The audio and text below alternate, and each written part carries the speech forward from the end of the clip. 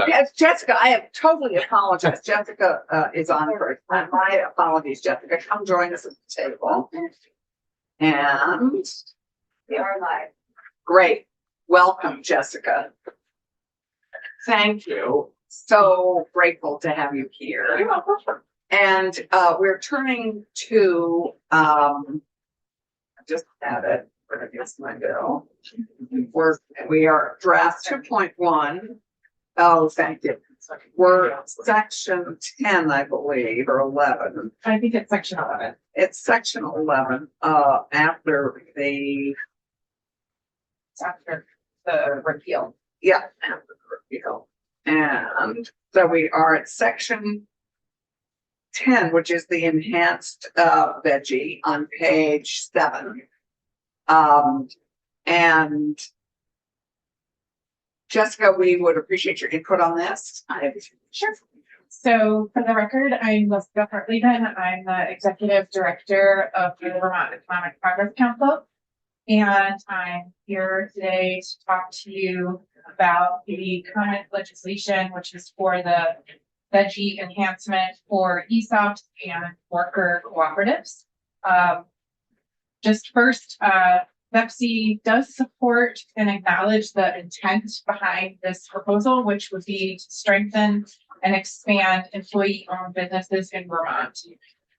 However, after speaking with Matt Kropp at the Vermont Employee Ownership Center and gaining a better understanding of the needs of his membership base, and also for Matt to gain a better understanding of the veggie program in general, we both agreed that the proposed veggie enhancement is not the right legislative request today. Right.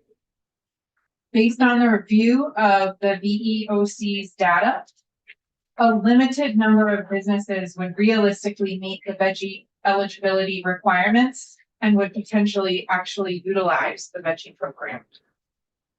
Sorry, did you say none would? Only about Five. five, maybe at the even less most. than that. And that would be at the high level, just because of the other requirements of the veggie program. Yep. After talking with Matt Kropp, the core challenge of his membership is to find ways to access upfront capital for equipment and other operating needs without assuming additional debt. The veggie program does not provide upfront capital funding and therefore does not offer a solution to the problem that is trying to be solved. Because the needs identified by the Vermont Employee Ownership Center are currently access to capital, not a post-performance incentive, an enhancement to the veggie program at this time does not address the primary barriers that these businesses are currently facing. Just as a reminder, the veggie program is a performance-based program that only pays incentives once the company has earned them by meeting their payroll targets. Those incentives are then paid through a rebate through the company's payroll withholding taxes. So at this time, it's recommended that this committee consider striking the current language in the section, I believe. It's section 10. It's section 10 of the we have a now? new draft Okay. 10.1. So 10 of the bill. And after speaking with the Commissioner of Economic Development and the Deputy Commissioner of Economic Development, both have ensured that the Vermont Employee Ownership Center would be a stakeholder in the process to review business development and business stage growth studies that are being proposed this summer and that are currently part of another It's part of our another task force that's in the bill. Correct.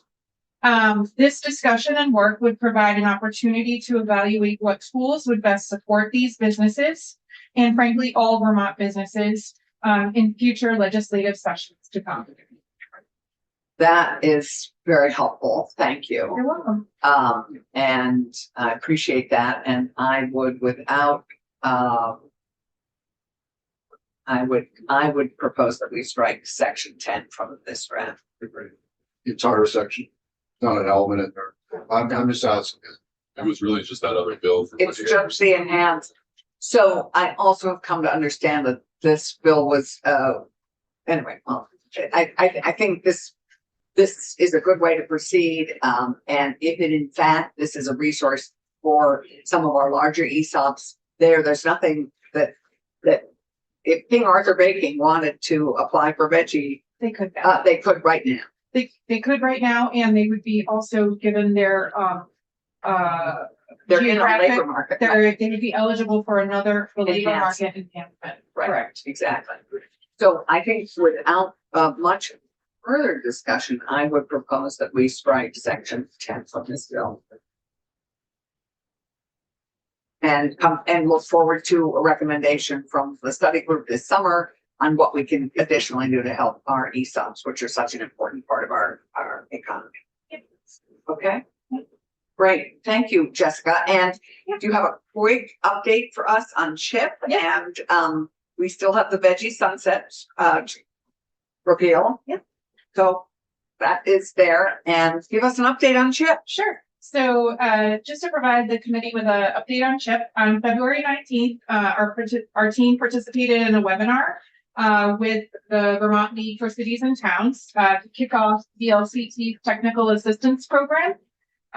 Their program is entitled CHIP in Vermont. It was well attended by the VLCT membership. It had over 170 attendees, with over 250 folks signed up to review the materials after.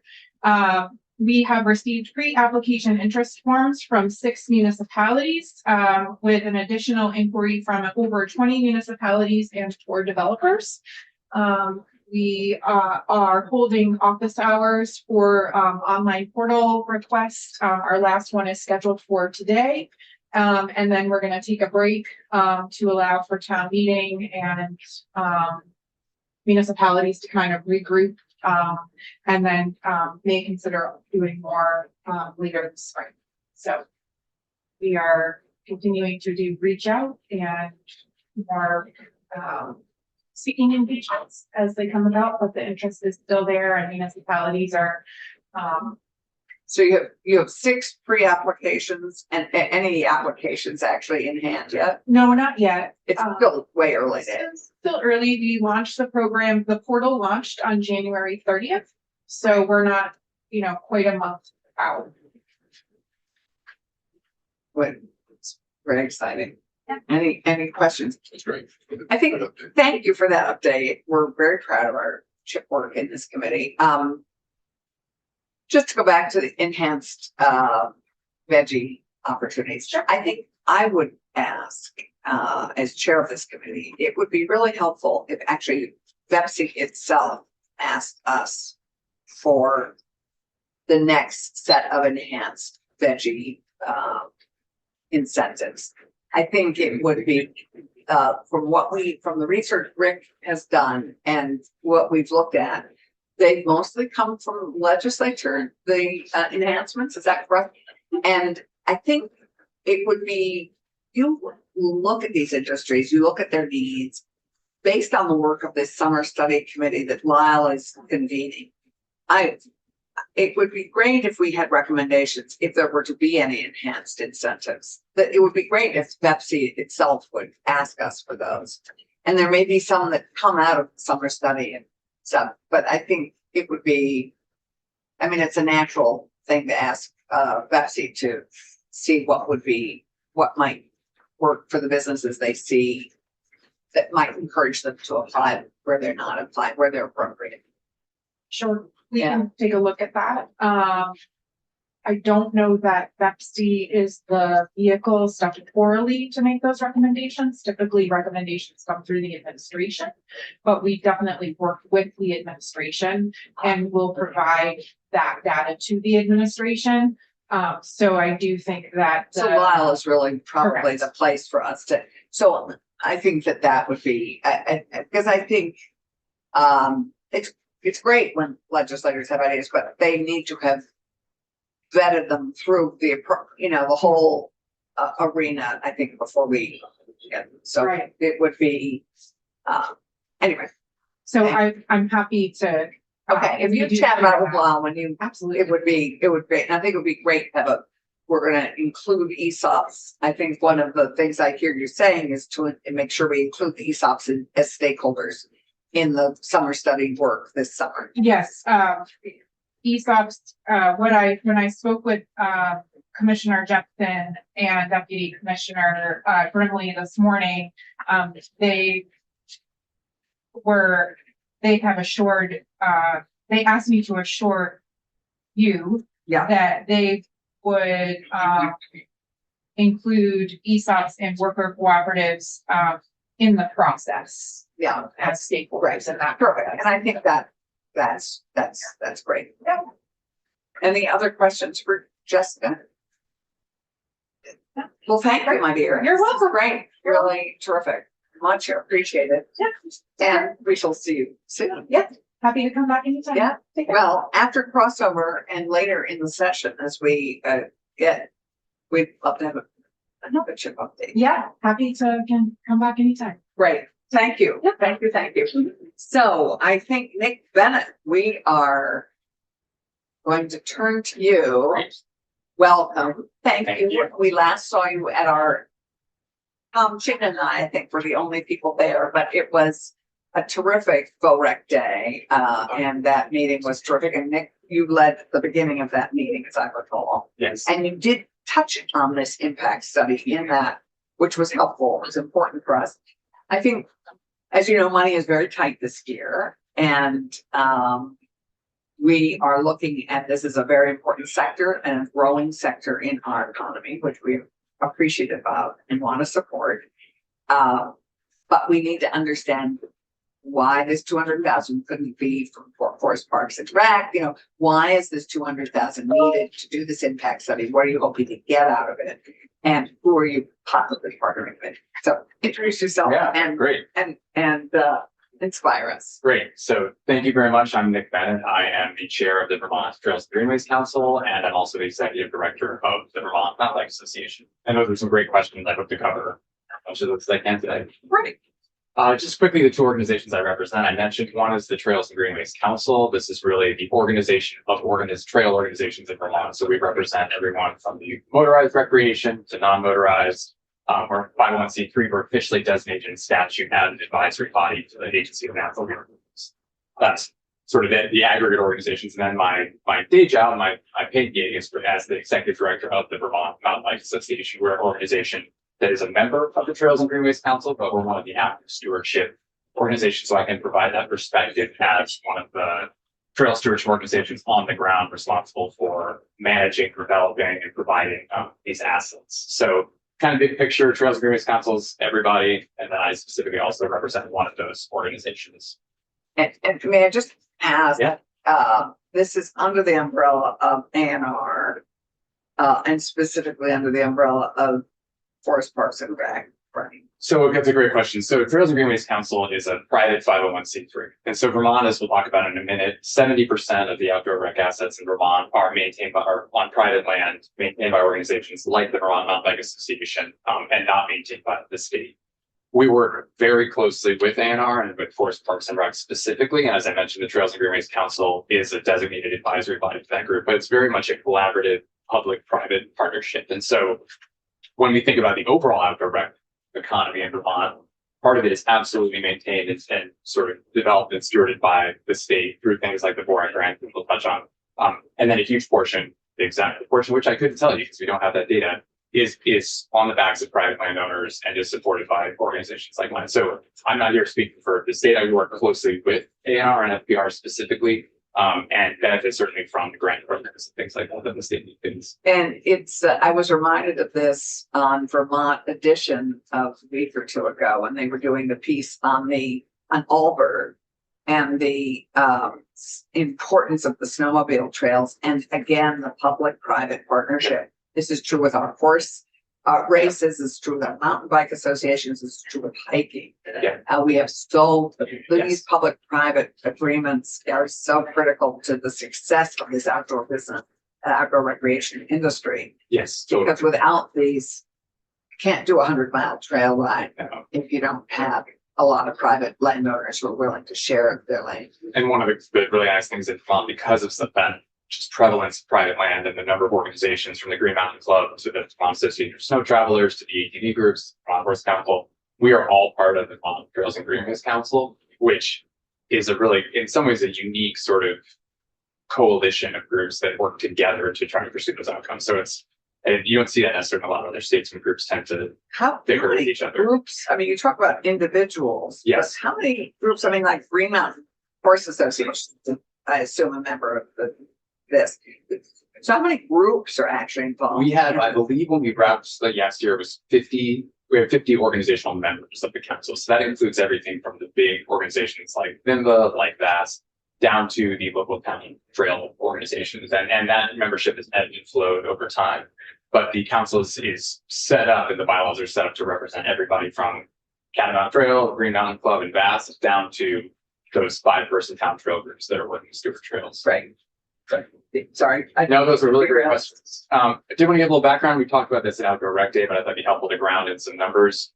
As you've probably heard many times, outdoor rec economy is responsible for over $2 billion of Vermont's overall state GDP. That's close to 5%.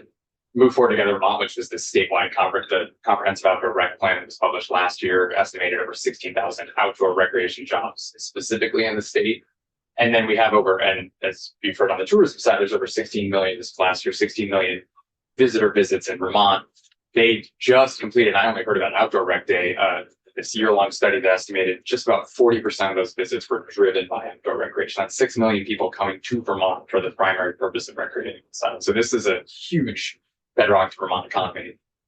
The numbers on the right, I just put 2 graphs. These are from the Bureau of Economic Analysis data, which is where that 4.8 number comes from. That puts Vermont second in the nation behind only Hawaii. As we talked about, we don't have volcanoes, we don't have beaches, but we still are managed to keep almost pace with Hawaii. One thing I would note too is that if we look at the growth in this data, I should mention, is from 2023. This is federal data. That's the data we have. Right. If I pull those same top 10 states, we're actually right in the middle in terms of the growth in that past year of our economy. And we're actually 21st nationally in terms of the growth of outdoor recreation. So we're still at the top, but if we look sort of how we compare in growth over time, we're more in the middle. That's exciting. It would be interesting to have a historic marker Yeah. to see how we've grown, because we've always had these things, but how we package and market them and promote them to the outside world, go back to the Heather things that we're going to want to see. That reflects, I mean, just so that we're all putting the pieces together, this reflects a lot of Heather Pelham's work here too. And absolutely, we work very closely with Partner Tourism. And I think it's twofold. Part of it is 100% the packaging and the promotion. The other piece that we'll talk about today is the investment in the assets themselves to make sure we are keeping pace, we're climate resilient, we're protecting those things on private land. So when you book, it's absolutely a combination of marketing and a combination of the quality of those assets too. And because I mean, we just had friends who were here recently staying in Woodstock because of the proximity to Killington, but also the proximity to over 30 miles of trails to snowshoe on and cross country ski. So it's that packaging and marketing really successfully that makes it happen. Totally. Right. And I did want to give, because you hear that number a lot, we shout from the rooftops, this 2.1%, or 2.1 billion, almost 5%. I wanted to highlight where those numbers actually come from. This is from the Bureau of Economic Analysis. Their data sets. They have main data that they collect on sort of Can't see the Vermont, but oh yeah, this is the map up on the right corner is state by state. That just highlights that 4.8% on the color coding is kind of how the state compete. And I just included a snapshot of the sort of pie chart on the right, which is how they break up. And You got it on this sheet without the little black thing. yeah, and the specific data there was more representative. What I wanted to highlight is that this is purely, they take all the existing data that they have from their national level data by sector, and they purely estimate what proportion of outdoor rec is responsible for each sort of segment of that economy, whether it's wholesale trade, transportation, warehousing, and makes an estimate. So this is called the satellite account. There's no additional data collected on outdoor rec. There's no surveys done. It's purely top down, estimating fractional impact of outdoor rec on these different segments of the economy, and then gives a GDP estimate. So It's directional, it's important, it does give a really good comparison across states, but it excludes things like, and I have at the bottom, the multiplier effects of outdoor rec spending. You mentioned your friends that come to Woodstock. Right. This might look at, did they rent snowshoe gear? It doesn't look, then where did they stay for lodging? And then did And the where did they eat for dinner? 100%, it doesn't count. But they had no chefs because there wasn't a culinary institute. Well, fair enough. We're buying that time.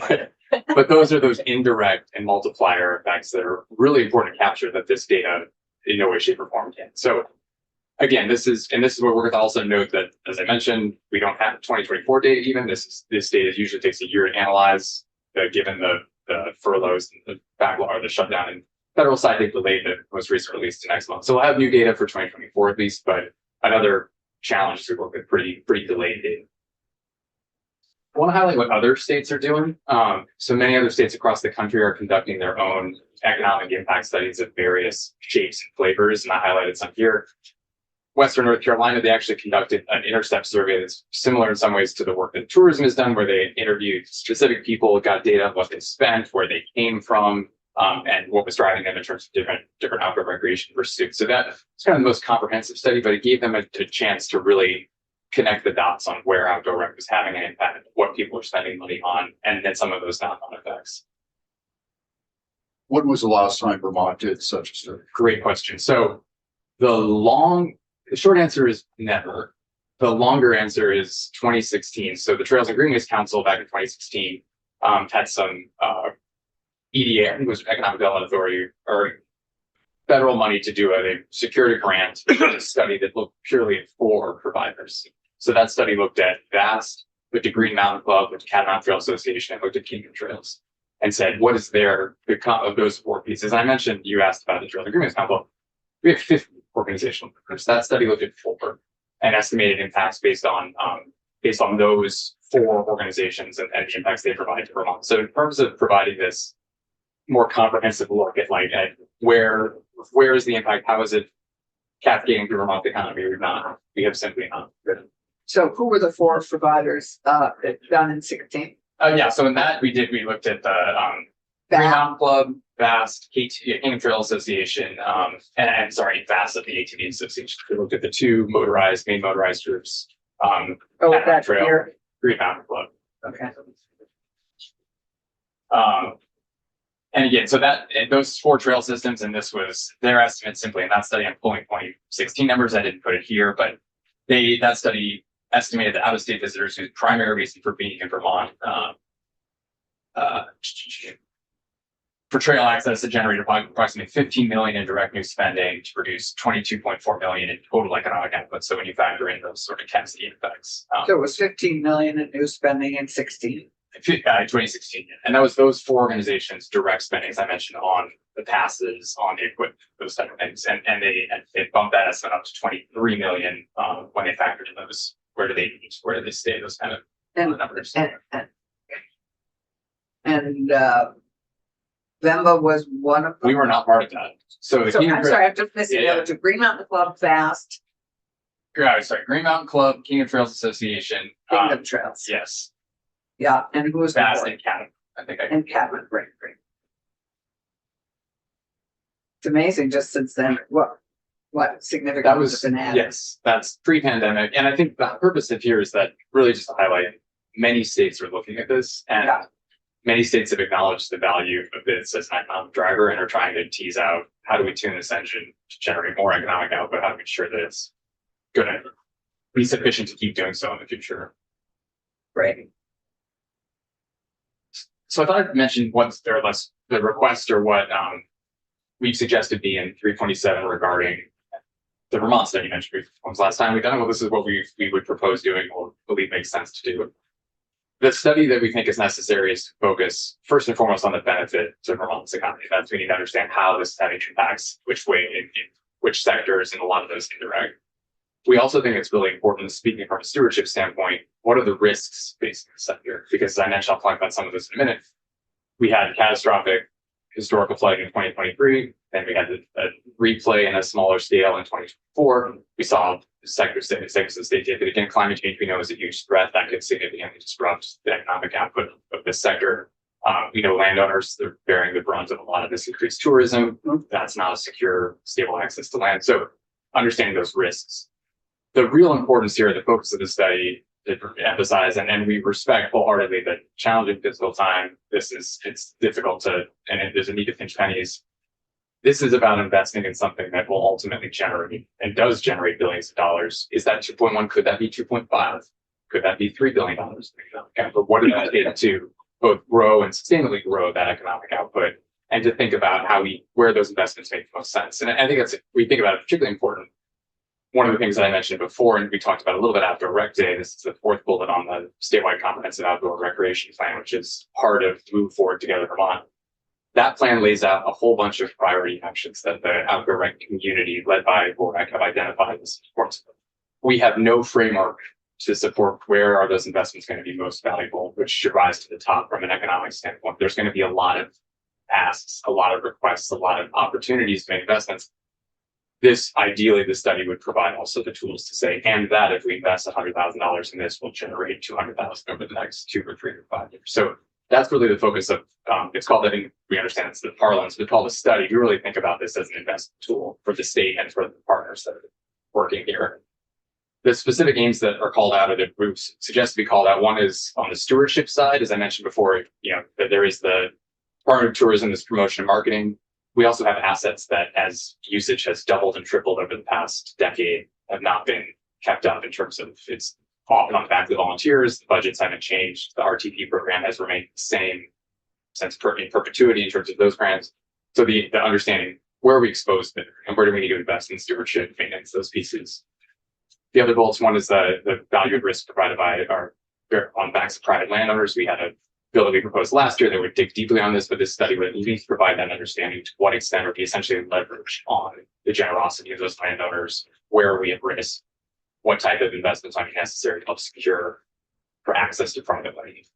And the final two that I've noted, one is the value of direct and indirect outdoor recreation business. We don't actually have a good sense of how the businesses represented by the Vermont Outdoor Business Alliance are contributing to the Vermont economy. We have a decent sense, but again, the data we have comes from the top down federal level. We don't have a survey or something that's gone out and assessed at the individual business level. And a lot of those have both the direct spend those businesses are making, but also spend the sort of, again, the knock-on effects of their economic activity, their jobs, what their employees are spending money on, they're bringing people to Vermont, needing that better understanding outdoor business sector itself here in the state.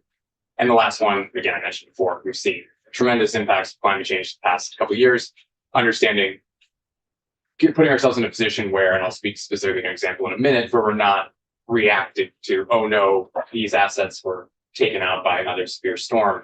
Now we're going to spend months or years or what have you, where we can't host visitors, and we're going to see the implications of the loss of economic activity because we didn't proactively upgrade or invest in that infrastructure. And we don't have a good tool to think about what are the most economically productive rec assets. Where do we need to focus our climate mitigation investments? It's very reactive of this bridge washed out, this trail needs improvements, these culverts, let's fix what's broken, and that doesn't prepare us well for the future to continue to generate economic benefits here. Terrific. Yeah, Dave. So as a BAS member and a Green Mountain Club member, the outdoor rec industry is one of the best marketing branding tools we have to attract folks for whether it's academic reasons, business reasons, for the long term. This is our Quality of life. This is quality of life. a big plus. So I agree with everything you have here. The thing that I think is missing is a focus on the growth potential. You need to know, are you saturated? Do you have room to add additional visitors into a variety of different assets that you're talking about? Or how can the state help to expand these networks, businesses, et cetera, for the benefit of Vermont's economy? Yes, Okay, totally. but that's not on there. That's a Well, great it's not on point. there. Yeah, that's a good point.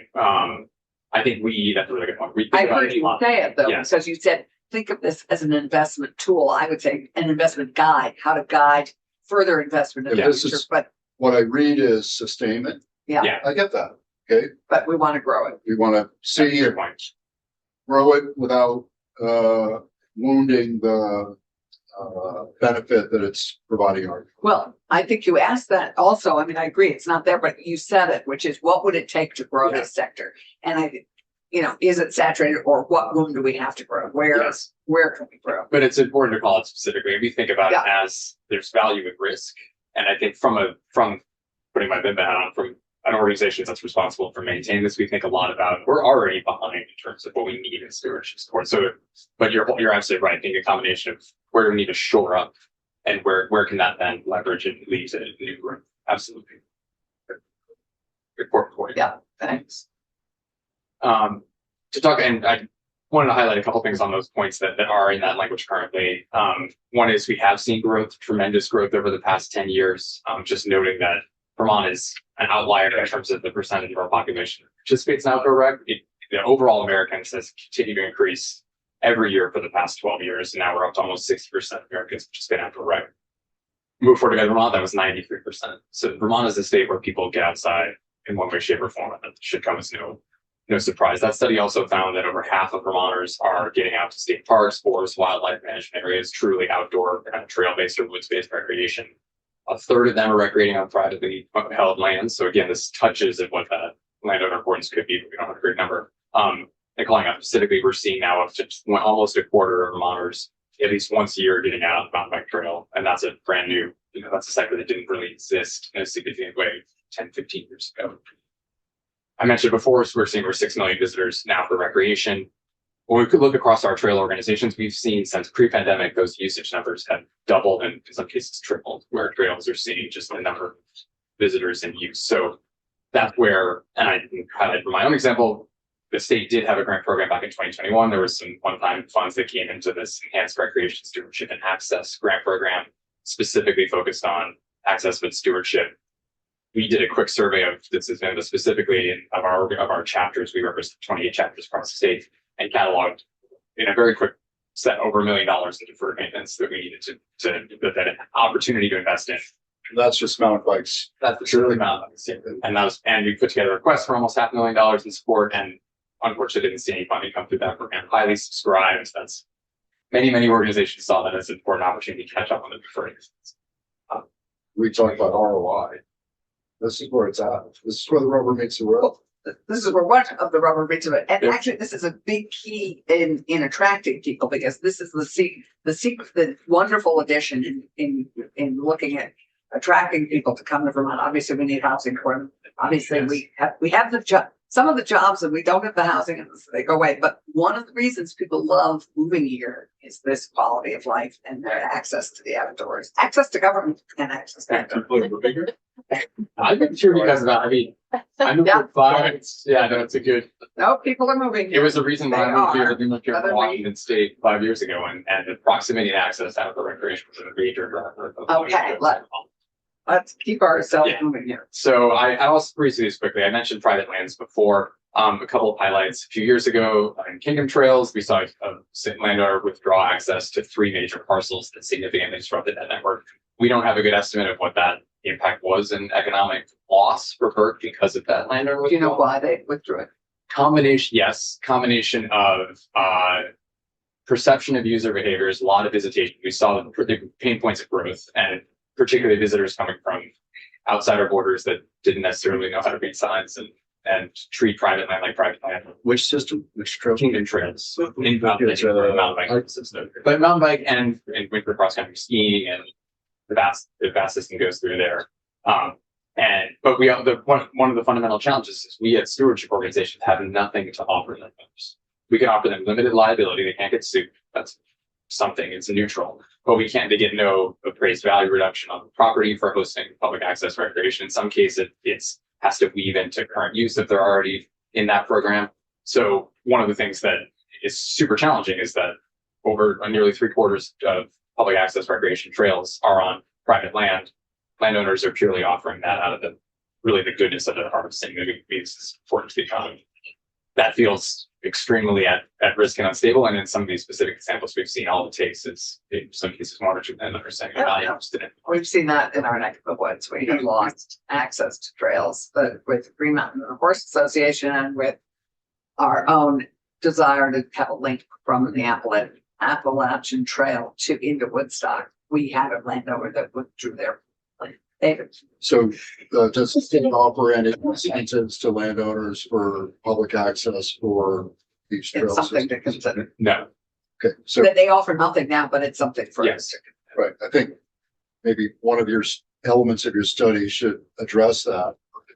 100%. So here we are, we're trying to conserve, this big movement to conserve land, no roads, et cetera, et cetera. The counterbalance is we do it to our benefit, to the benefit of the state treasury, to the benefit of Yeah. quality of life. And I think it just needs to be, we need to somehow incentivize landowners so they don't just pull off because they've got, a couple strong snowmobile. Great.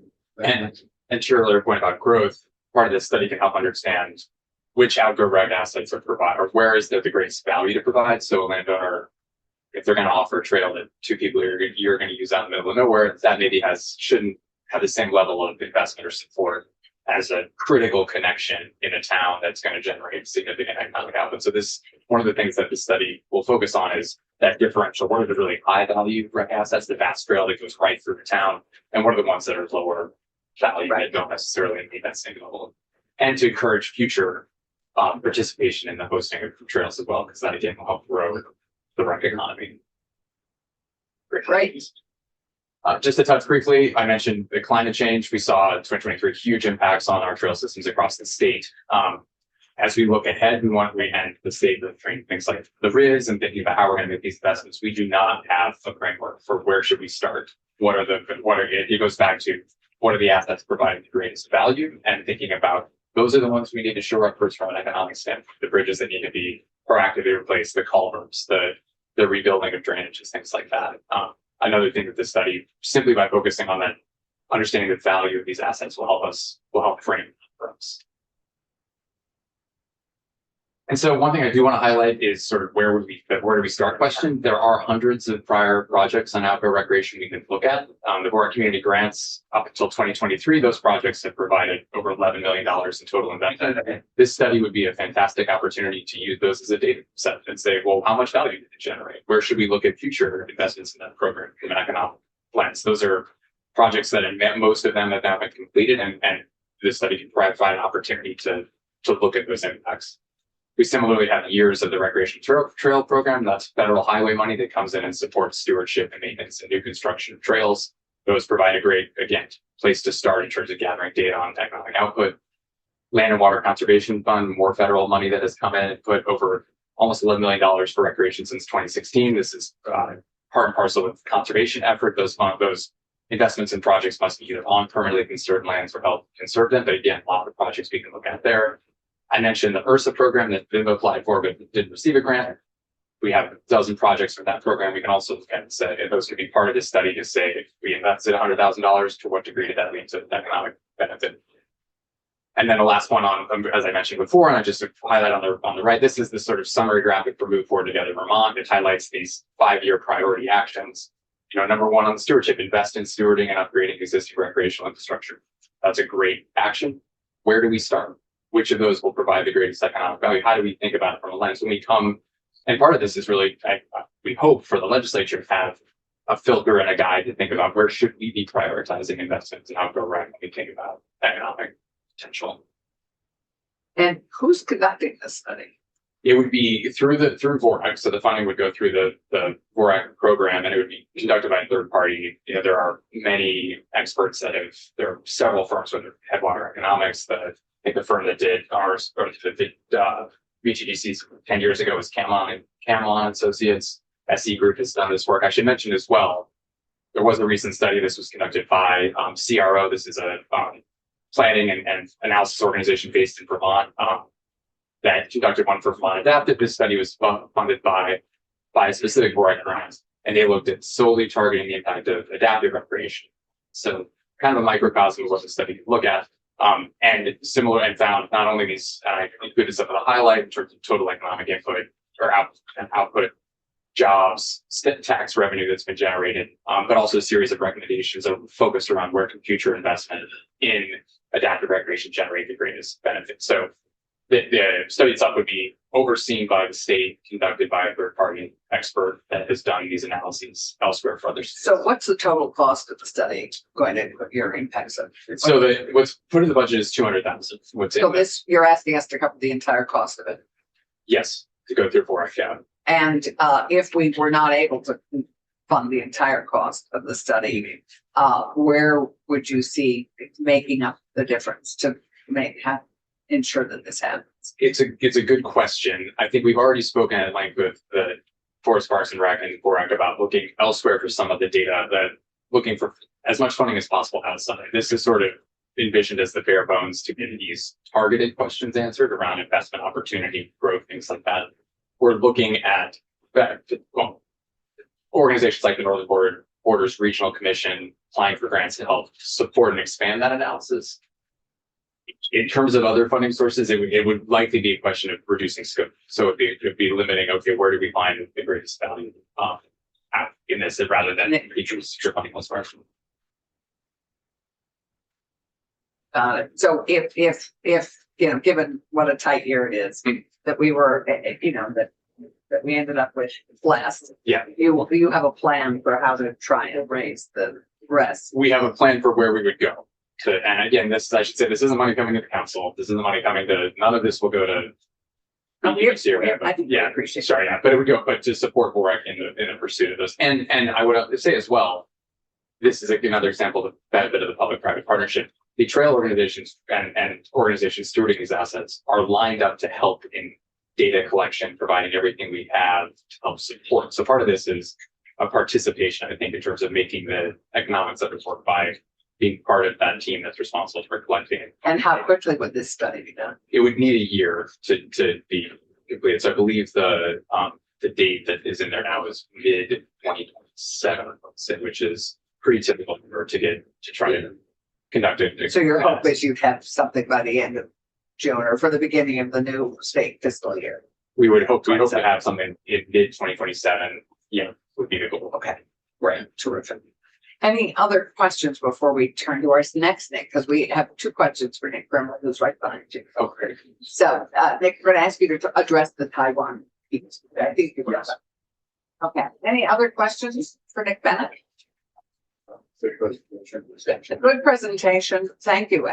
Yeah, it's exciting, and we appreciate your work. I think you know that, and we're proud of your work. And this is the key sectors that I think we're all wanting to support as best we can this year. I deeply want to appreciate the committee taking the time and viewing this as an economic driver for the state. So It's a huge economic driver for the state. So thank you very much. thank you all. And And- thank you for our directed to and noted as well. We actually have a legislative ski night tonight. Hopefully you all heard about at Holt Valley.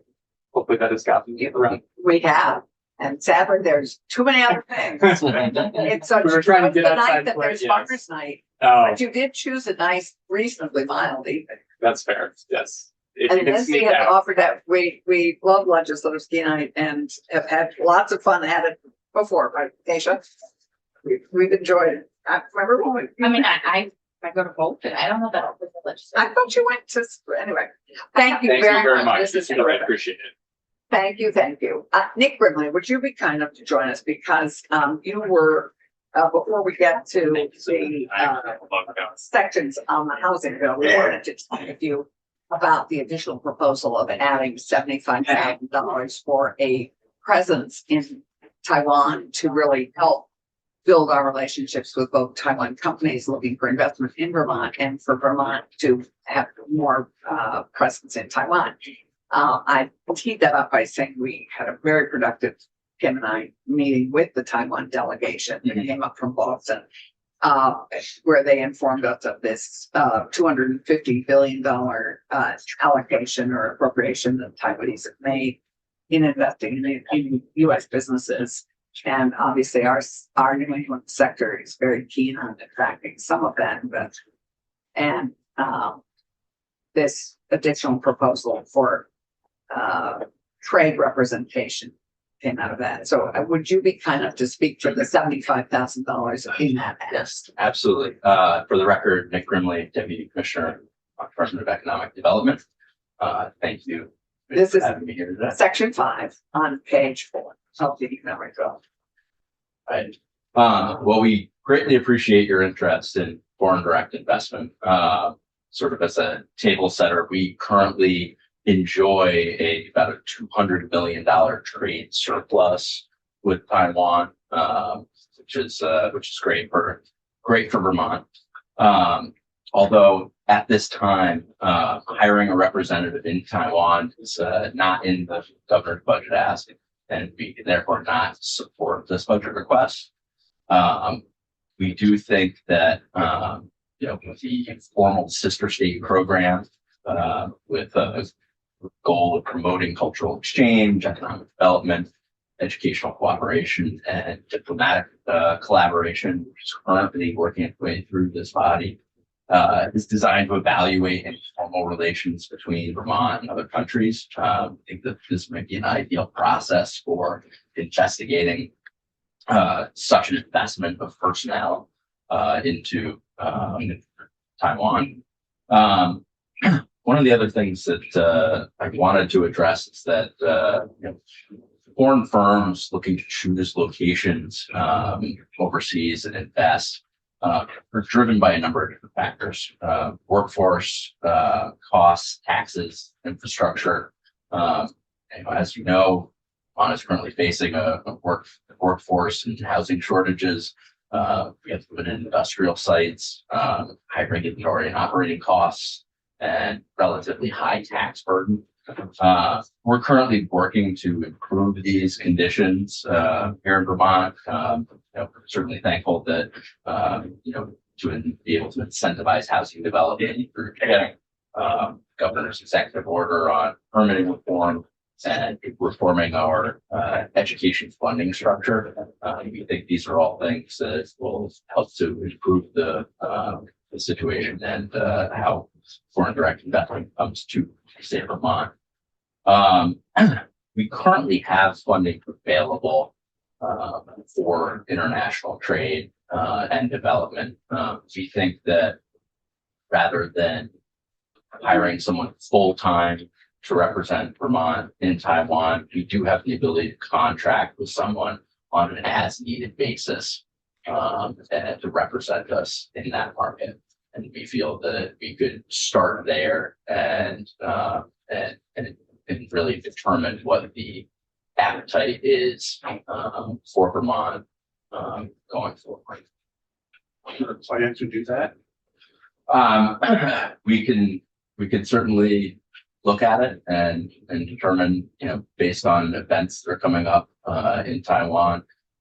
Foreign direct investment, Tim Tierney is currently at Slack USA in Washington, D.C. right now, which is a foreign direct investment event that is being held there, where you're having representatives from other countries throughout the world that are coming into the U.S. To talk about any opportunities they're currently looking for. And these types of events are also held in other markets around the world that we can take part in. So this specific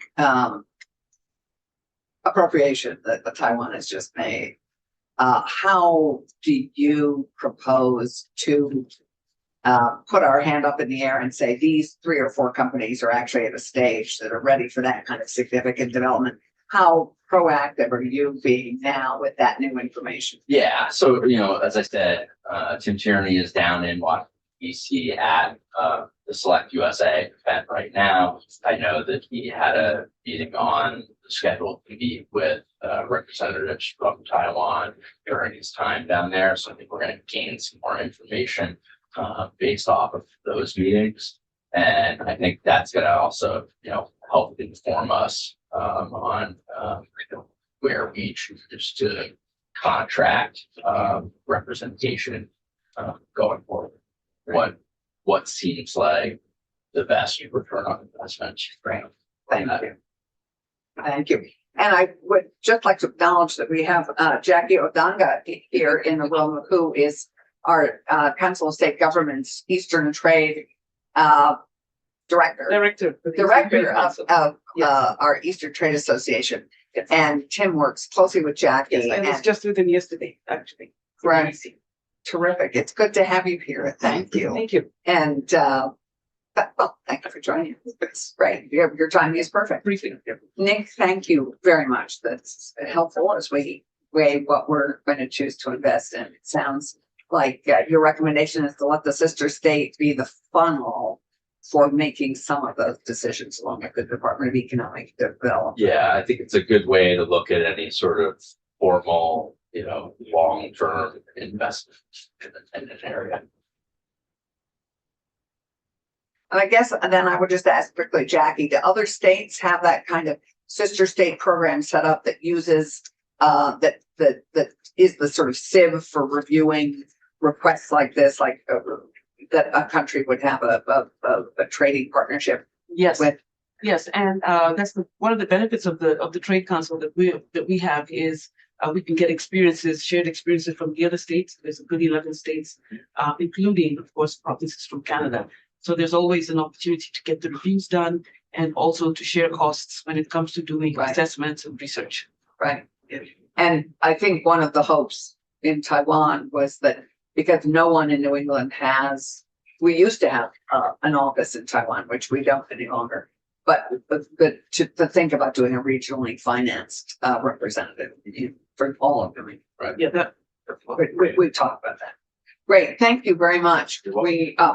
I don't think you were going to weigh in on the housing bill on sections 10 because the transit corridors and municipal zoning. No. I think you were we needed you on Taiwan, so That's that right. that was great. Thank you very much. Before we leave economic development and shift to housing, I don't see Charlie Baker here.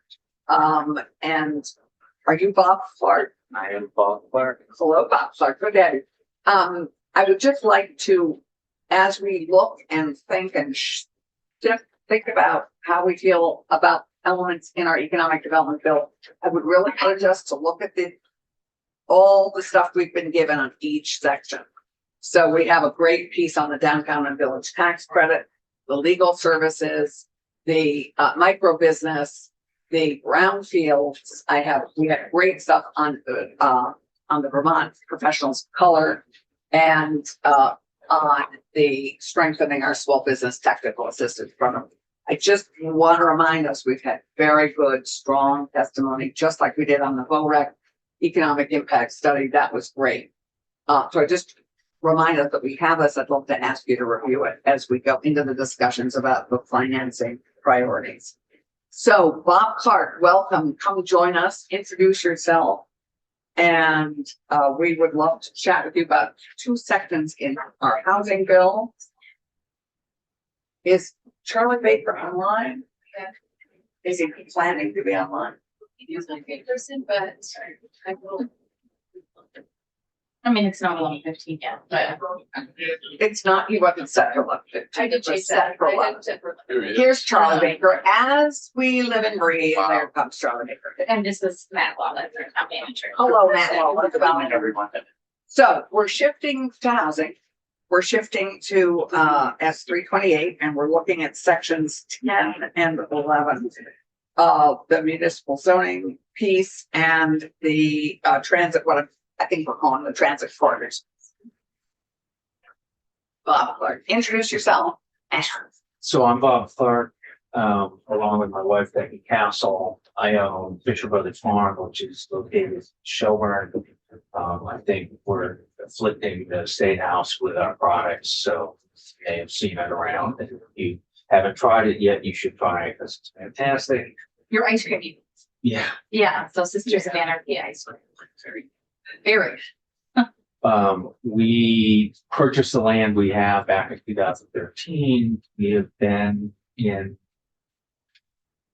14-year running battle with the town of Shelburne about anything we happen to be doing. Sometimes we win, sometimes we lose, sometimes we just kind of work it out. But it has been a bit exhausting. And a big piece of right now in that relationship is dealing with housing. And both from the standpoint of business, where we need housing to have access to workers. Right now, I have to import from out of the country most of my crew. Because there's no one in Chittenden County that wants to come and work for us, or the people that do want to work for us can't find any housing. I'm sorry, when you described your farm, are you primarily dairy? No, we are not dairy at all. But we make ice cream, so one might Sure. assume you were dairy. So So- what kind of farm are you? So, well, the best part is we're a relatively successful farm, and one of the reasons is I grew up in a dairy family. Almost my entire extended family was in dairy in upstate New York. And then one generation later, I'm in. So it went from probably 75 people. And also I grew up working on a dairy farm and learned all about the cows need you every day, twice a day, weather, vacation, doesn't matter. And so when we bought this land and started this farm, I said, we're not going to do dairy because I already know there are a lot of great dairy producers in the state of Vermont. Why fix something that's not broken?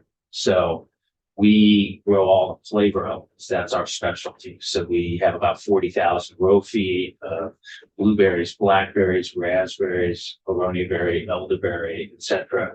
And that's our primary crop. We do a few other things also, but that's what our business is. And how many acres do you have? We have 75 acres. So that was another reason to do what we're doing because, not that there are very few really big farms in Vermont, but in particular, for doing dairy or something like that, you need acreage. Whereas the crops we chose to grow are all very dense. You get a lot of output from an acre. So we use less than half of our 75 acres right now to produce what we need for our business. I don't want to get too far off. in the No, weeds, let's and I'm happy to focus talk- on section 11. Okay, because I so think second one. we're talking about transit quarters and the development within a Yes. quarter of an acre from So- transit quarters. So we are surrounded by mostly great neighbors. We don't have any neighbor problems.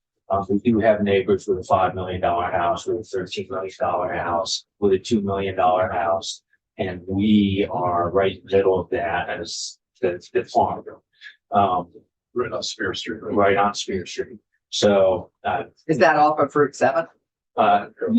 so it's parallel with Route 7. So if you go up from Route 7, the first parallel road is Spear Street, then the next parallel road is Dorset. So one of our neighbors is the driving range from the golf course. We're right in the good.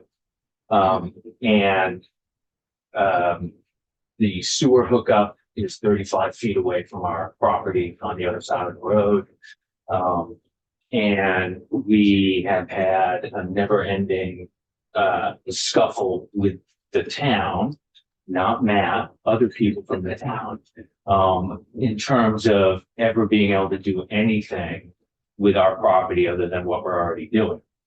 And I bring that up, and this is really important to us because we also are huge advocates of having appropriate housing and available housing for more than the people that have $5 million, $13 million, $2 million, and so forth. And our land, I've got pictures here, I'll give to everybody. It's right on Spear Street, it's flat, there's no forest. If you're gonna build affordable housing where there's almost no problems involved in building housing, we're like the poster child. And yet adamantly opposed from the many people in the town of Shelburne to do anything. And so that's one of the reasons I'm here. It concerns us greatly that the cheapest house, which is probably the house we live in the town of Shelburne, we bought our house for $250,000, I think was the price. 13. 14 years ago.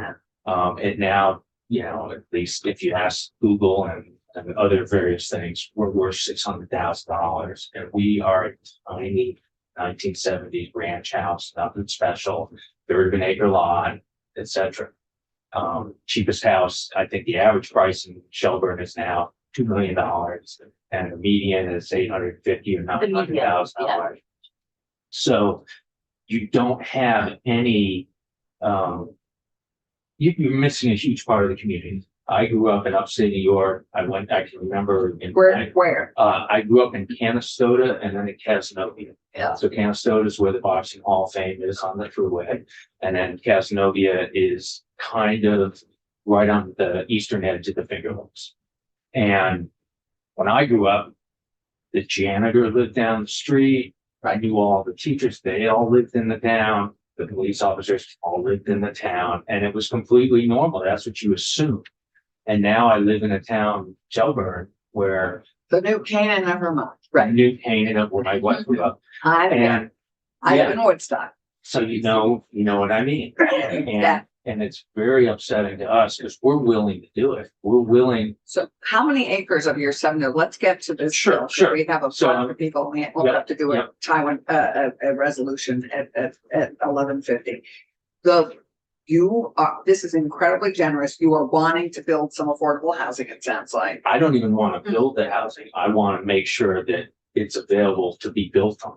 God, and Right. how many acre? Oh, so are you not talking about your own land? No, I'm talking about my own land. But I'm Ah. saying my hands are full. I'm running my business. Yeah. I'm doing what I'm doing. But you want to make some of your land available for it. Yeah. Can I interject momentarily? We're also the Economic Development Committee, and I think I tried to tell you all about Bob and Becky's story. They've been spending a lot of time in agriculture, but they're just trying to have a small kitchen to produce their pies and have their on-farm business. And this water hookup would have solved a lot of those It would certainly problems. help in Well, terms of. Because the they've spent A&R. now tens of thousands of dollars trying to work with A&R on a system that is likely to be overbilled because they can't get the water hookup as well. And that is what you are hoping that section 11 will accomplish. That's what I'm hoping. I'm hoping section 11 will convince enough of the town of Shelburne to relax and let people build housing that's going to be less expensive than $2 million. And we're in a position, like I said, we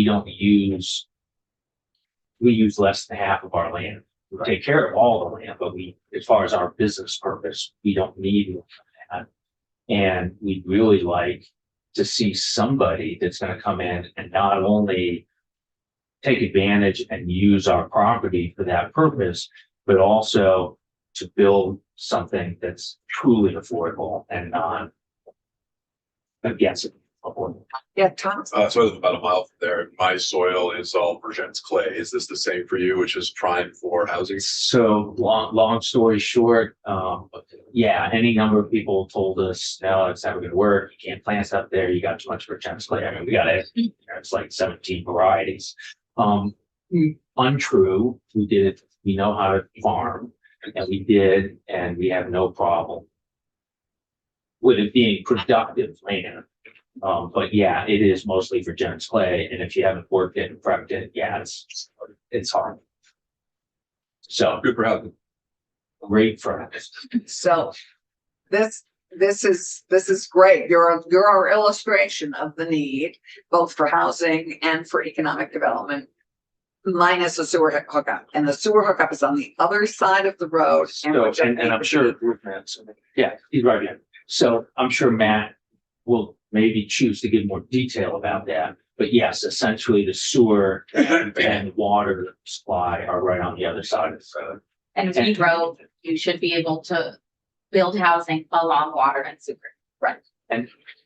So that you are a great illustration of this challenge. You have two needs. You have an economic development growth need, it sounds like with this kitchen, and a housing wanting to use some of your land for affordable housing in Shelburne. In Shelburne. And yeah, I could spend hours with you. I'm Right. sure that's I not wish- something, I I wish we know that's had. not something you want to do. Specific to the legislation. Yes. And I've already said this to Keisha.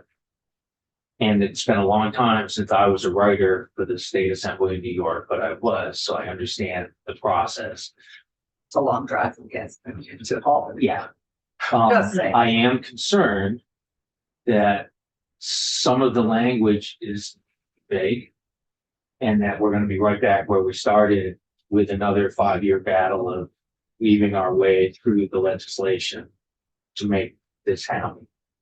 And right now, I'm up to my neck with the A&R, with Act 250 And the foreign and bloc. Forest Block people. No, this is great. And I'm hoping that we'll have some help from our RPCs and others to improve the language. Thank you, Bob. Any questions for Bob before and you're welcome, once we start this I'm conversation. gonna stand in the Yeah, corner and get you're this. welcome to participate. Great. And I wanted people to have their farm as a touch point, because there are a handful of folks in my community, maybe like yours, that keep in touch with every new map and every new ruling and every new bill. And I mean, this was in mind for me when I went to the select board and the planning commission in Shelburne. And I said, our determination about a log water and sewer was wherever you are saying a single family home could be built, probably at the cost of $2 million price tag, you could also build multifamily housing without discrimination. Exactly. Period. Exactly. Period. How do we write that? That's the question. And I had another. I just want to say that this Yeah. is not a surprising story for me, sadly. This is what I hear all the time. So Yeah. I feel your pain and what we need to fix. Yeah, and that's what we're trying to fix with this, and I know. we're gonna need some help to improve it, but we don't seem to have a pledge council person here. Question for you, how many farms are left in Shelburne? Other than Shelburne So, Farms? well, I mean, real farms. Yeah, real function, what you put in the spot. maybe Okay, not. so us, Jim Maley, who has the last dairy farm in the area, wonderful guy who just loves his cows, loves what he's doing, and is just trying to navigate this. There Are are, we counting Shelburne Farms? the word, I would The think- issue I is- think I mean, I don't even know which ballpark we're in. independent of Shelburne Farms. independent of, you mean a for-profit operation? Yeah, a So. for-profit operation. Jim Maley, us, bread and butter, but they're controlled and owned by the land trust. So that's always like, is it really a commercial farm? Or is it just a vehicle? I'd say I'm still a not, farm. I'm just saying, it's a question. And then, Michaela, that's the farm between, she just got access to the water sewer, Oh, good. but it's mostly educational. It's Yeah, mostly. yeah, that's fine. 4 or 5. Three, Thank you, Bob. I think, Charlie and Matt, who would like to go first? Matt, follow up while we're in Shelburne. Let's keep our heads in Shelburne. Thank you, Bob. Weird to see you in a suit, Luke, but Matt is an incredible town manager. Out him. I called him my hero at our Yeah. Bay Ridge house. Right, Evidence of what a town manager can do when they're proactive. That was true. that's great. Matt, introduce yourself for the record and go for it. So good morning, Senator and colleagues. Thank you. I appreciate the invitation and opportunity to speak with you today. My name is Matt Lawless. I serve as town manager in Shelburne. I live in Winooski and moved to Vermont 3 years ago when hired by the town of Shelburne. My prior public service was all in Virginia, where for 10 years I worked for several city, county, and town governments. I'm also pursuing a PhD at UVM studying sustainable development policy. So the complex issues before your committee are of great professional and personal interest to me. The town of Shelburne places a high priority on quality of life, cost of living, environmental stewardship, and economic development, and related issues. And we want to be part of Vermont's economic development solutions. Our community has enjoyed recent growth and increased diversity, which we celebrate, and we work to invest in a thriving economy for our whole community, while also responding to the challenges of affordability which face every town. Shelburne's progress on housing issues deserves some general praise. We faced a serious slowdown in construction in the previous decade, which caused housing costs to rise to unaffordable levels for too many. Some of this problem was self-inflicted, as we made it too hard to build the necessary homes. Lately, we've scored some wins. Last year, Champlain Housing Trust dedicated Bay Ridge, a community of 94 homes on a formerly blighted hotel site. Those homes use the full spectrum of funding sources, from congressional directed funds to waivers of town fees. And now they're nearly fully occupied at a mix of income levels, including one of my town office coworkers and his growing family. Other housing successes in Shelburne include the completion of a 12-unit supportive building for Howard Center, the completion of another 12-unit market rate apartment building on Route 7, the settlement of a litigated development approval for 63 homes, and our select board's consent to extend sewer service area for 350 homes. There's also the active construction of another 30-unit apartment building now underway. I'm also proud to be explaining the CHIP program to multiple developers, and we expect to use CHIP to solve infrastructure funding gaps and build homes faster. Right. Most notably, just last month, our select board voted final passage for a complete overhaul of our zoning bylaws after a 3-year project of research and outreach. The bylaws have a suite of changes which exceed the mandates of Act 47 and Act 181. We allow fourplexes by administrative approval, abolish parking minimums, and provide several options for inclusionary housing to assure affordability without deterring investment. Our select board seeks a practical balance of market solutions which advance a clearly defined public interest. This context brings us to the sewer service area, the subject of your invitation and your bill, as we pointed out. Right. The bill reduces Sewer and water. That's right. Yeah. The bill reduces the town's power in an important area of land use policy. The sewer service area closely links to zoning and allowable density. The clause of 42A reduces our board's authority to define the edge of the growth area and plan the transition from urban to rural spaces. These are meaningful discussions with strong local opinions. In this room, we all recognize the trade-offs between state and local authority, consistent statewide policy, and tailored local solutions. On this point, I lean towards local control because of the sensitivity and nuance of place. Local governments are creations and creatures of the state. If you see a market failure and policy failure in housing, restricting local authority is within ours. My caution to you is practical, not ideological. This clause at 42A would cause significant controversy, harm the efficiency of local service delivery, and likely produce worse outcomes in the built environment compared to the alternative. Better, I think, to keep this authority with localities, allow partnership conversations to happen. You can trust us to make wise decisions on sewer service areas. In the past 14 months, I've supported Shelburne Select Board in 2 decisions to expand our sewer service area. Once to support home building and once to help a family farm business.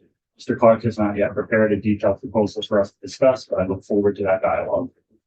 To conclude, the town of Shelburne is a proud partner in the state's housing and economic development policies. We are increasing supply, building at every price point, and supporting businesses small and large. Our staff and board are wisely considering the balance of social, economic, and environmental sustainability. I commend the effort to clarify and strengthen state-level housing policies, but I caution a careful balance between consistent statewide policy and site-specific local problem solving. Thank you. I hope to discuss it further. Thank you. So actually, I just misnamed the numbers of the bill. We're looking at the new draft, 1.1. It's sections. We're looking at sections 11 today and sections 12. Okay. But you're talking about the quarter mile. Yes. Okay, We're 'cause, yeah, talking- we don't deal as much in like section 42A stuff, so. Right, that's Official. another thing. Okay. But what we're looking at right now is the proposal to enable housing a quarter of a mile from a road with water and sewer, Yeah. what we're calling the transit corridor. Yes. How many roads in Shelburne would qualify as a transit corridor under this, that have both water and sewer? It says. I mean, nature. Yeah. Oh, How many roads? Yeah, I mean, how many, The edges of that area are, Spear Street is one edge. It runs north and south, and one side is in the area. and the other 7 side's not. is. Yeah, 7 is thoroughly in the heart of it, so 7 is fully covered and not on this edge. The other important boundary is Irish Hill Road on the south, and that was the subject of the other major amendment that we made last year, where the select board chose to move over that line. And it's sort of fundamental to these utilities that the pipes often run with the roads, and you end up with one side on, one side off. But that's how you create the visual transition, and not to have development on both sides with the transition that only happens, beyond your line of sight, right? So if you want to see that urban to rural transition happen, you got to use the road as a back. So in your experience in Shelburne, of the major transit corridors that we're talking about that are served by water and sewer, is a quarter of a mile the right length? I mean, is that do you think that's a workable? And then we are assuming, and it's not identified in the bill, but it's assuming that it's a quarter of an acre and a quarter of a mile on either side of the road. So it's actually half a mile total. Yeah, and the practicality for us is only the one side matters because the other side is already in. Got it. In this one particular part, but your other transit corridors. Same thing. One side is in the area, the other side's not. And the quarter mile depth is pretty far. That creates It is. So that's why I'm asking. 1,000 feet of development area off the road. So, think about if you had 20 units per acre through that whole depth. Well, so, Looking built up. and so, okay.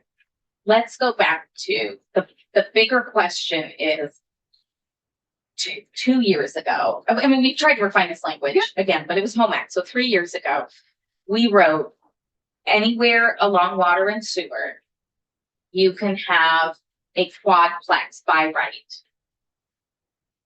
That was agreed to by the Natural Resources Committees. That was almost never that contentious, honestly.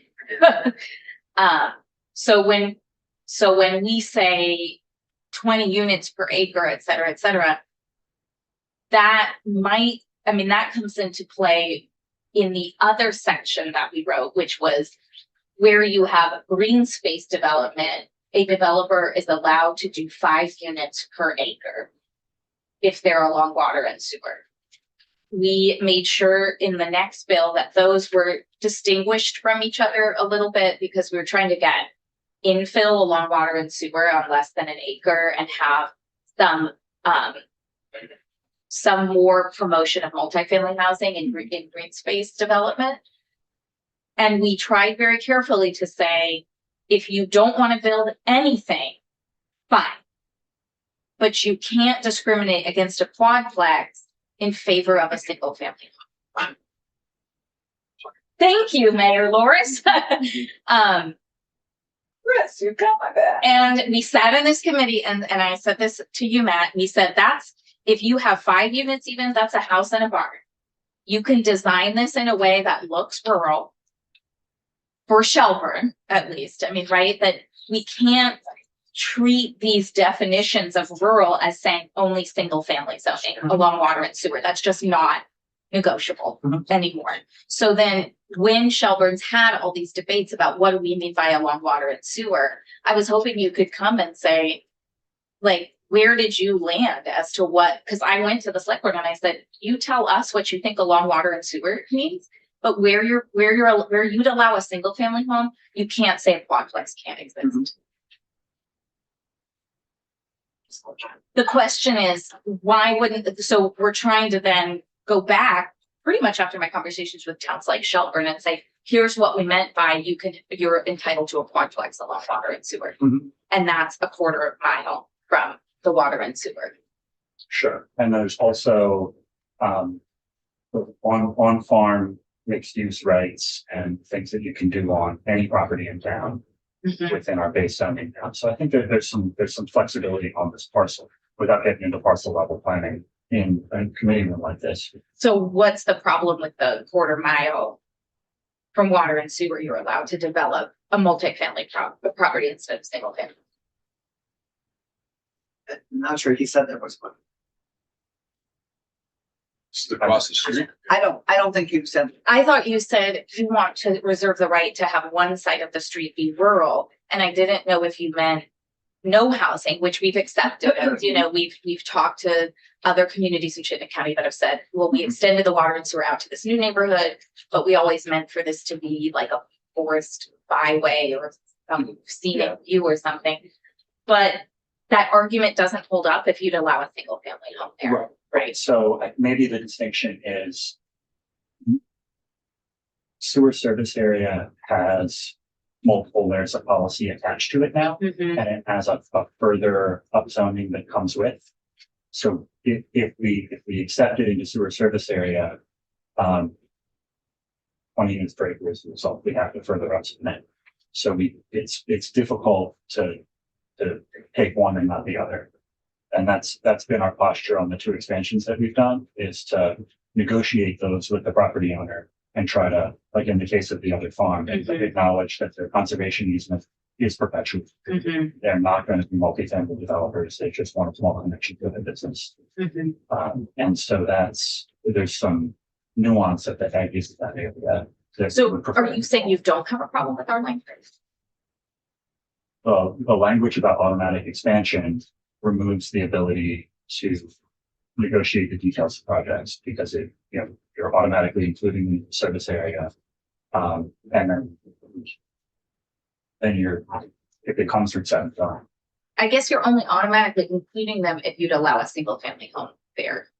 So yeah, I mean, I don't see the leap between 4 and 20 units. I'm missing that. So maybe we could bring Charlie up. Okay. Let's stay in the conversation, but let's bring Charlie up because this might help clarify things. Charlie comes Clear all up. Yeah, Charlie. So our regional planner, Thank you. architect of much of what we, the architect, Wow, a okay. lot of our work. Can you talk to us about these two sections, what they do I could try and how we can make them work better? Yeah, for the record, For our Charlie Baker, Executive Director of the Chittenden County Regional Planning Commission. I'm not here on behalf of BAFTA this time, so our state association. So just speaking for myself. So there's two sections that you asked Yes. for feedback on. Sections 11 and 12. Yeah. It's the Sorry. municipal zoning piece and this transit corridor. Yep. What you were doing in the first section, the new section 11, was, that looked fine, and you were kind of, raising the inclusion of duplexes as a permitted use rather than just an allowed use. That makes sense. I think it's going in the policy direction that, you've been trying to do to encourage housing. And can we say that for a second, Charlie? Because Sure. up until this year, we've been saying by right. Yeah. And then we were told, kind of like the game of whack-a-mole, we're always playing, that by right doesn't mean the same thing as a permitted use. Right. So it's not appealable if it's a That permitted means use. it's in the town zoning as permitted use. Right. They already have a right to do that. Right, and we are struggling with we said by right for quadplexes along water and sewer. And we have people who are ending up in environmental court in Montpelier for trying to do a quadplex. So permitted is not appealable. That means it's really, as a property owner, the zoning is saying that you can do this. It's already permitted. Right. There's no standing for appeal. That's right. And you don't, We write that and in. you're not going through a discretionary process with the town. It's already Right. decided you can do that use there, as Right. opposed to like a conditional use where you gotta go through some additional hearings or something. Right, So I appreciate that on page 22. There was concern from David, I think on lines 11 and 12. Sorry. We'll Uh, have the version. No, it's the same language. Yep. And sadly, Ellen wasn't able to join us. Yep. But it's And this language with the permitted use, as I'm reading it, just applies to the duplexes, which are outside of, which apply basically The whole thing. everywhere yeah. outside of the growth area. But we might need to, I'm trying to achieve the same thing with quadplexing. Okay. Yeah, and the next sentence, it feels like it's getting there, where it says that where you have water and sewer, you can do multi-unit dwellings with 4 or fewer units shall be a permitted use on the same size lot, right? Sorry. Sorry, say that again. It's the same. This is not a change. Yeah, I'm just reading the next sentence. Right. Which is the quadplex, the 4 or fewer shall be permitted use on the same size lot as a single unit, which I think is what Rob Field Sale is saying, like it should be treated the same as a single family home. You can get to up to 4 units. And you took out some language that like gave some space to restrict that. So I think that's that section of Okay. that You're fine with this that part of section. that And section What looks we good. have to understand is this means it is not appealable. It's again, sort of what we had originally. I think we have to get Judge zoning. appeal is a little different than permitted, right? Right. Because the town issues a permit doesn't mean somebody can't file an appeal. Okay. So it just. Is there so I think almost we're talking nothing we about- could write that says this can't be? Live in a litigious society, everybody got their day in court, Well, Yeah. they get a lot of days in court. But And maybe a few less. when we said by right, originally, we thought we were limiting appeals but because remember, by what right. Ellen has said there's almost nothing actually fully by right, that it is all. So Charlie, Mhm. it sounds, Sorry. you finish your thought. Well, just the appeals issue is, there's different layers of decisions here, right? There's what the town is allowing. Yeah. Right, That's what through it- their zoning, this is addressing that. The appeal thing, sorry, and you didn't really ask me about appeals, but I have testified in other committees, and maybe here also. I do think there's some space to improve, and by that I mean kind of reduce Right. the the grounds, and also the way the appeal works, you know, we're still doing, to my knowledge, de novo appeals. Yeah. There's still, things, we took out character of the area Mhm. out of appeals. But, you know, I just saw a decision happen in one of our towns lately where the town denied a permit over character of the area. So there's some other things in the system that could be adjusted to get closer to what I'm understanding. This moves it from allowable to Permit, yeah, permitted, which is a Yeah. stronger bar. Yep. And that's up on the town. doesn't eliminate appeals, but certainly might reduce them, given that the town permits them. It's a huge help at the town level. Yeah. Because it's saying it's permitted already, you don't need to go through additional hearings. Right, before we go further into the transit corridors, I just want to address an area that I know David had some concerns about, which is just go back up into section 11, which is the second piece in section 11 in terms of any district that allows year-round residential development would Yeah. have to do what? Honestly, I've read this a few times and I'm struggling to understand the intent, because it looks to me like it's saying you cannot exclude mobile homes, modular homes, but so let's prefab homes from any district that allows year round. So it sounds like you can exclude them from seasonal areas. Yeah, and I'm unclear about this too, because we Yeah. actually have other places in law where it says very clearly you cannot exclude mobile homes. Right, and so this is kind of concerning. This was supposed to be, I mean, what I asked Letcher Council was to look at Pew's research and others and end discrimination against manufactured housing. Yeah. So that's, you know, it's harder to get a loan.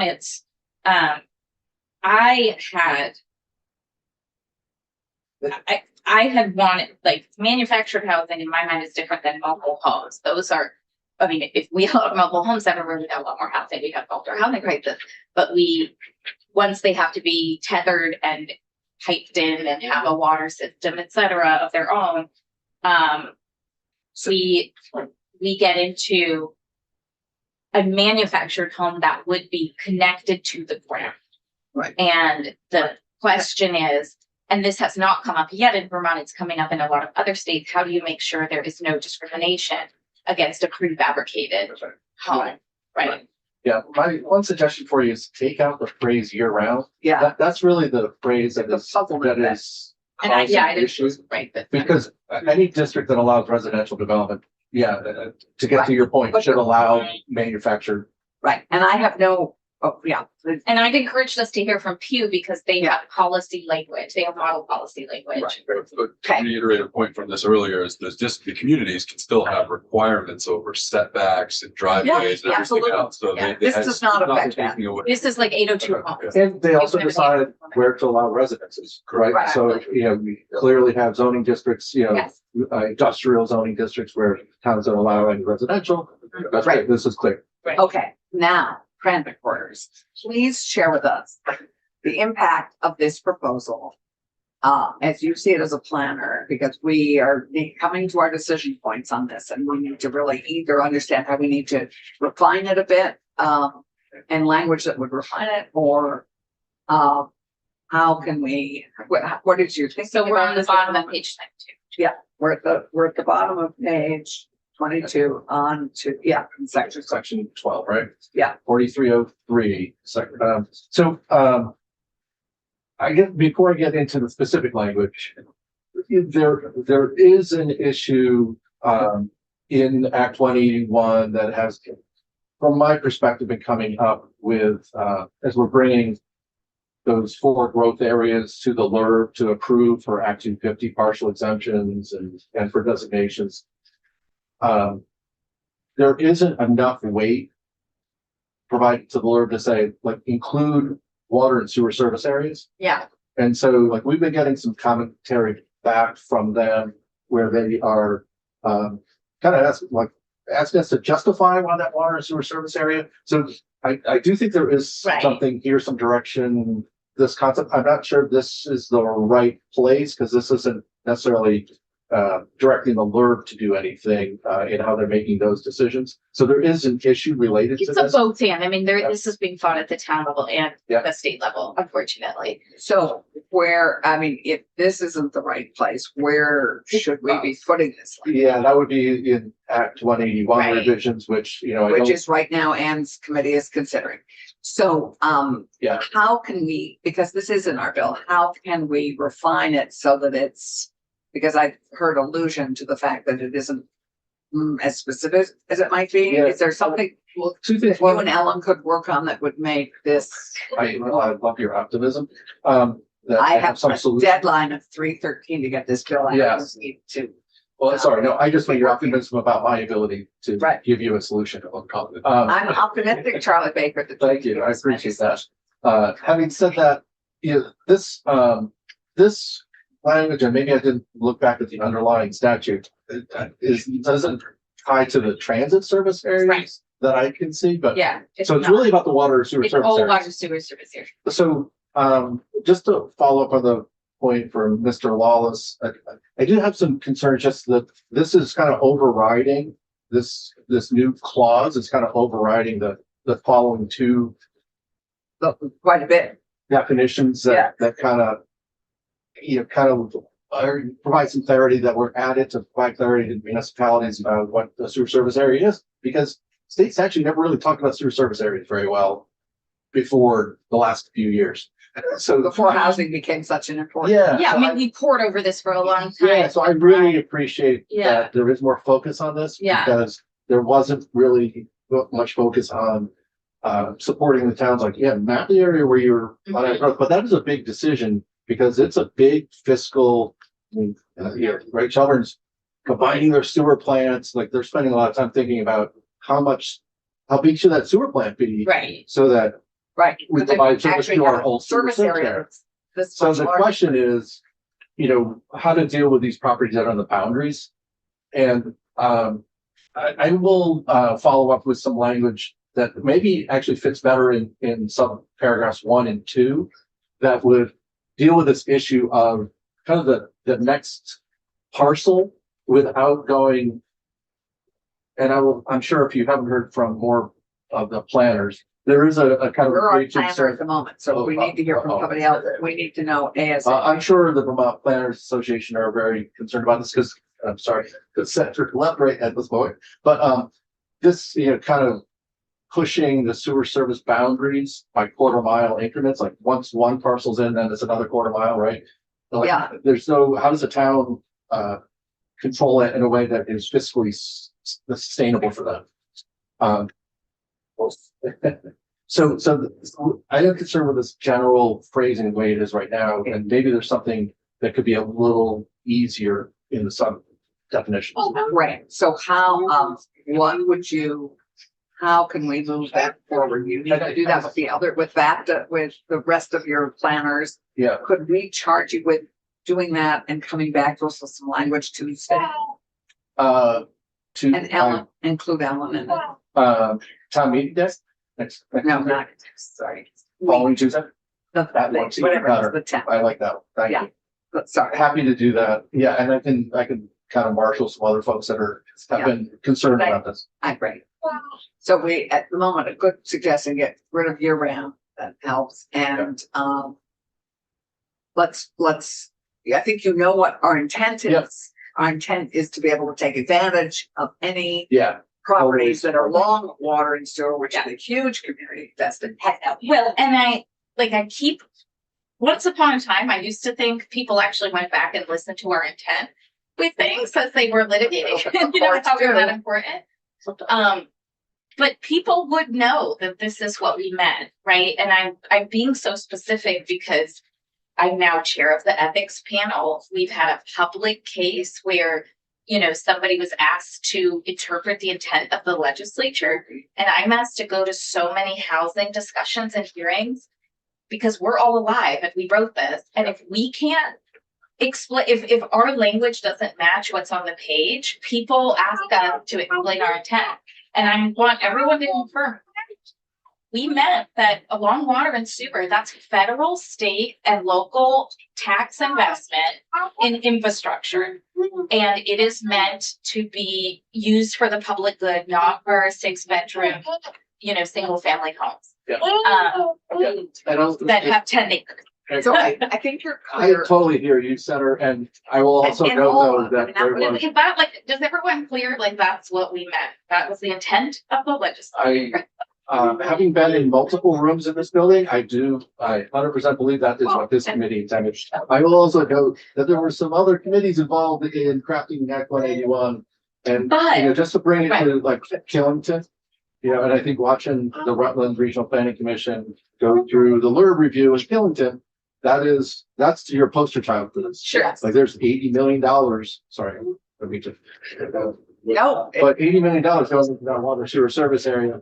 And there's other language in Act 181 that may be prohibiting that from being included. so we have to align it with what we But have. yeah, that's why I but brought up and my I first just, point. I do wanna still come back to, because there are fewer people who were here for them.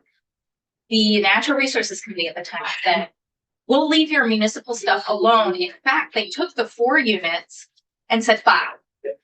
So like, if anyone ever went to go back to the record, we never argued about this section. They agreed that our water and sewer areas, which make up 41 square miles of the state, are our most precious resource to build multifamily housing. Yeah, and that, Period. we were very strongly supportive of this Yeah. ability. So you are clear on that. We need to pivot to something else. But if you could Put that up. include Ellen in with that language and, the official, but we would welcome some clarity in this Work language. with town planners as well. Good work. Thanks. Yeah, thanks. Great. But thank you very much. Bob, thank you. Matt, thank you. And we need to fix that. But they're in the process. Yep. And if you're in SNRE and you feel like you're mentioning this as an additional piece of Act 181, connect your vote. Thank you for that opportunity. Yeah, thank you. I thought you looked that up. Charlie Baker, thank you very Thank you much. very much. Sorry. And we're scheduling the following week shortly. Matt, thank you. Bob, lovely to meet you. Thank you. Matt, thank you. Okay, who would like to be in the chair? Tanya and Michael together? How about you? That would be great. Michael, perfect. I am literally stapling things together. You bear with me for about 10 seconds or so. You want to start distributing these to the committee. Thank you. 3, 4, 5. And do all of you have one at this point? I think, do you want to look at this? Yeah, thank you. Okay, I'm coming there in just a. It is a little hectic. Some of the numbers that were asked for required, for the record, Senator Tanya Milewski. Some of the numbers that were asked for, demanded that I work with folks in Ukraine for a significant time difference. we're pivoting back to, yesterday's conversation about the Ukrainian resolution. And Michael and Tanya were sent off to do further work and with different emphasis in the resolution. And they have done a lot of good work and we have pens. Have a seat, Michael. Come on in. And so, Tanya and Michael. I can go, I think this time you do want me to go through it line by Okay, line. we have I would urge the committee to stay with us as we go through this, but we do all have. I realize. Okay, I want to tell you that. Great. I worked on this yesterday, Michael Chernick, legislative counsel. I worked on this yesterday, last night, with Senator Husky and early this morning. And she worked with authorities in Ukraine literally over its night and our night. And folks in Kyiv put together some numbers and, Senator Ron had asked for more specificity, and I now have that in here. Right. All sorts of cross-referencing. But I'd like to go through this because while it's somewhat similar, there are differences. not in the overall tone, but I split some sentences up, I put in some more details, and it reads a little bit differently. So here we go. We're at the title of the sentence. Whereas the large-scale Russian Federation invasion of Ukraine on February 24th, 2022 significantly extended its already existing occupation of southern Ukrainian territory at Susanne. Whereas the occupation was initiated with the February-March 2014 invasion of Crimea, which the Russians quickly annexed premise on the previous election, they ordered and controlled, and later in 2014, Russia invaded the Donbass region of Ukraine. That's also the same. Now, here's where things start to change. Whereas these illegal invasions are violative of Article 2.4, and that's the right citation, of the United Nations Charter that provides all members shall refrain from their international in their international relations from the threat or use of force against the territorial integrity or political independence of any state or in any other manner inconsistent with the purposes of the United Nations. Whereas according to the Brookings Institution, these Russian actions also violated the agreement among the post-Soviet states in 1991 to accept then existing republic borders, the 1994 Budapest Memorandum on Security Assurances for Ukraine, and the 1997 Ukrainian-Russian Treaty of Friendship, Cooperation, and Partnership. And whereas the continuing presence and reinforcement of Russian military personnel, the ongoing land-based warfare, and the unrelenting onslaught of missiles and drones on civilian infrastructure, which have brought havoc and I changed that from havoc and loss of life on Ukrainians located far from the front lines of ground combat, including leaving millions of civilians without regular heating and power for months during Ukraine's harsh winter, have all severely and negatively impacted daily life in Ukraine. And whereas the war's effect on Ukrainian children has been devastating, I took that out of the prior, I made that a separate sentence. Yep. Whereas on March 9, 2022, Russian forces attacked the maternity hospital in Mariupol, Ukraine, the key event in a multi-month siege on that city, and that last comment shouldn't be there after the end. And according to the mayor of Mariupol, which a number that Senator Wachowski found was secured overnight, according to the mayor of Mariupol, over 20,000 Ukrainians perished due to this attack. And whereas the Yale School of Public Health Humanitarian Research Lab, the lab, has identified at least 210 sites where Russians have relocated Ukrainian children, which are located in either Russian occupied areas of Ukraine or within Russia's internationally recognized borders. And they include camps or centers dedicated to the systematic re-education attempting to change children's language and cultural heritage or militarization of Ukrainian children. And in some instances, serve as a facilitator the involuntary Russian family adoptions.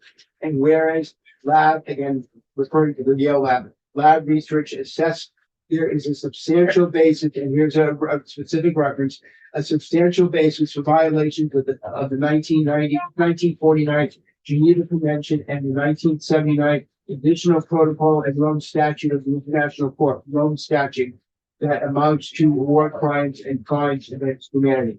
And this clause you've seen before about Maria, so I'm going to skip over that. And whereas on June 16, 2022, that clause is the same, so I'm going to skip over that. And now this is new. Whereas according to the office of Ukrainian President Vladimir Zelensky, and I have all of this from His name is spelled incorrectly. It is, I will correct that. Ukrainian military casualties now exceed 390,000 wounded and 550, and that's supposed to be 15,000. I'm sorry, that's not the right number. 55,000 dead. My apologies. 55,000 dead, I've so noted. The nation's ministry. Yes, the nation's Ministry of Internal Affairs with collaboration from on the ground. Second, from on the ground, non-governmental organization reports that between 80,000 and 90,000 Ukrainian soldiers are missing, and the vast majority are presumed dead. The United Nations reports verifiable civilian casualties exceeding 41,000 wounded and 15,000 dead in communities of Russians who did not occupy quickly in 2022, and therefore, for example, not including the separate estimated Mariupol casualty counts.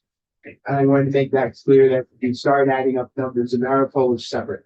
And then the result that the General Assembly condemns the Russian Federation's illegal invasion of sovereign internationally recognized Ukrainian territory.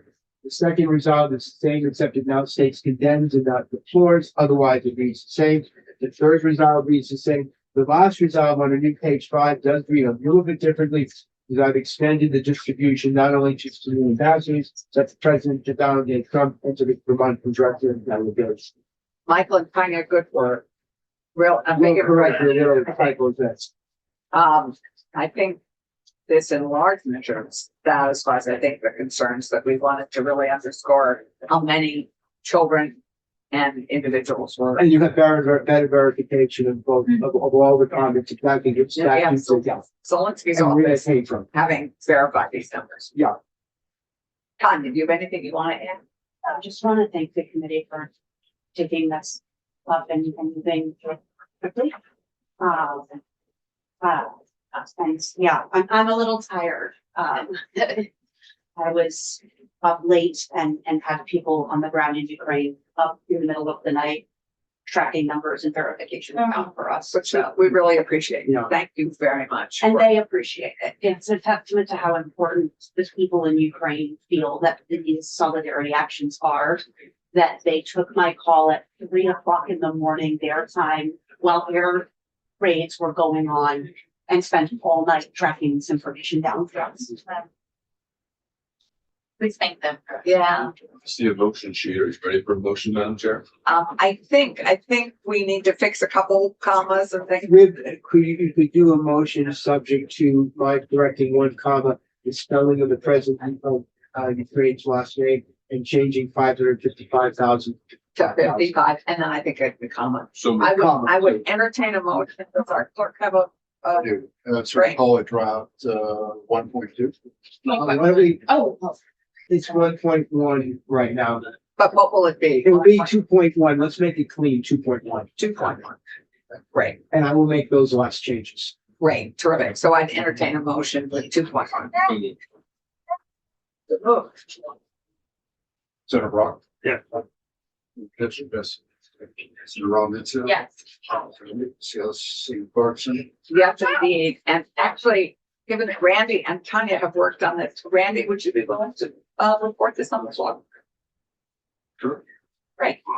Now, I'm going to go back to my office right now on the corrections. To whom am I sending? Do you want me to bring it I think manually we or need the email? original from the editors or whoever provides the original. I have the original and then I need a clean copy of You need a that. clean Yeah, copy. I- Randy needs to sign it and send it out. How about within the next 20 minutes? I just walked back across the way. I want to talk to Senator Bihowski for just a second. Please, Or me. no, We're now gone to offline. Thank you, everybody. Good work. oh, that's. Oh, did you? I gave